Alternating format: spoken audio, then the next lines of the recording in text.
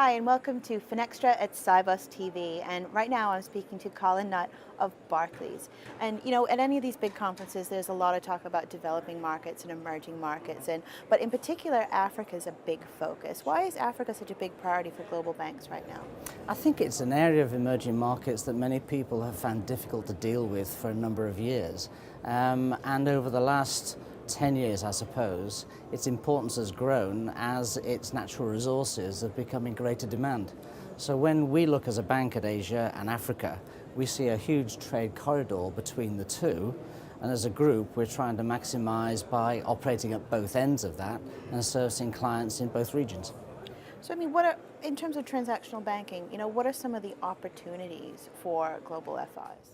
I think a lot of the opportunity lies in trade finance. It's very traditional business, but it's an essential part of the world trade flow. So banks are needed to confirm letters of credit, to finance imports and exports, and out of that relationship comes all sorts of other opportunities, including payment flows, liquidity management, and so on.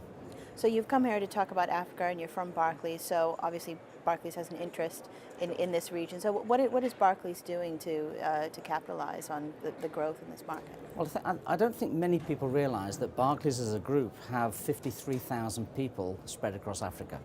Now in 2005 we bought ABSA, and that represents about 30,000 of that population. But the rest are spread across 12 or 13 other countries in sub-Saharan Africa. And in many of those countries, we've been there for almost 100 years. So what we're doing is putting a one-bank strategy in place so we can open that network and facilitate our correspondent banks around the world to do business in Africa, which is a territory we're very familiar with, but where they may lack that experience and familiarity that gets over some of the challenges of doing business in Africa. That's very interesting. Thank you very much. Thank you.